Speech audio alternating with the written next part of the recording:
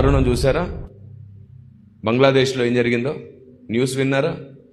బంగ్లాదేశ్లో ఒక అతను అందరి దేవుళ్ళు ఒకటే, మనమే వేరు వేరు పేర్లు పెట్టుకొని ఉన్నాం, అంతే, అందరం కలిసి ఉందాం అన్నాడంట. అంతే, అందరి దేవుళ్ళు ఒకటే అంటావా అనే కోపంతో చంపేశారంట.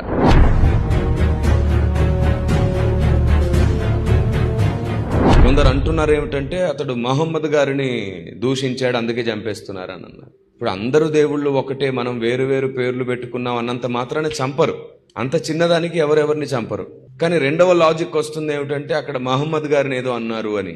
ఒకవేళ అన్నా సరే మాటతో అతని ఆలోచన మార్చడానికి ఆధారాలతో ప్రస్తావించాలి, కానీ మనిషిని చంపేస్తేలాగా దారుణంగా చంపారు, చాలా దారుణంగా చంపారు.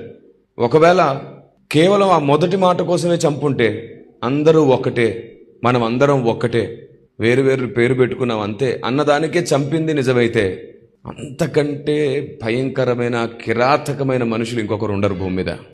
ఈరోజు అక్కడ ఒక హైందవుణ్ణి చంపినందుకు చాలా బాధగా ఉంది, నాకు కూడా చింతిస్తున్నాను. అలా జరగకూడదు.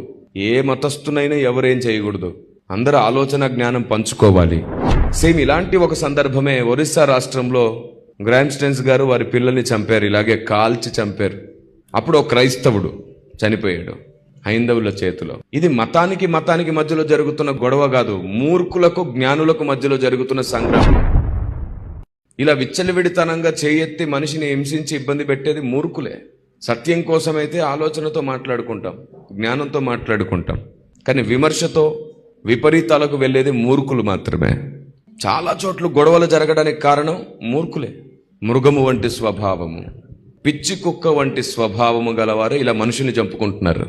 ఒక మాట అన్నందుకు మనిషిని చంపితే అసలు దేశమే పాడవడానికి ఎన్నో కల్తీ వ్యాపారాలు చేస్తున్న వాళ్ళని ఏం చేయాలి? వాళ్ళ వల్ల ఎంతో చిన్న చిన్న పిల్లలు క్యాన్సర్ బారిన పడుతున్నారు, వాళ్ళని ఏం చేయాలి? అంతెందుకు, రాష్ట్ర దేశ ప్రభుత్వాలే మందును దేశంలో సరఫరా చేస్తున్నారు. దానివల్ల ఎంతమంది వీళ్ళు మందును సరఫరా చేసి ఇంటికి వెళ్ళి తాగండి అని చెప్తారు, తాగి రోడ్డు మీదే చాలా మంది వాహనాలు నడిపి చంపేస్తున్నారు. సరే, మనం దాన్ని సరఫరా చేయకపోతే వాళ్ళు బయట రాష్ట్రం నుంచి తెచ్చుకుంటారు అంటున్నారు. అసలు దేశంలోనే లేకుండా చేయొచ్చు కదా, చేయరు. ఎందుకంటే దాంతో వచ్చే ఆదాయం ఉందిగా. చాలా మంది సెలబ్రిటీస్, సినిమా హీరోలు, హీరోయిన్లు వాళ్ళకు వచ్చే డబ్బుతో ప్రశాంతంగా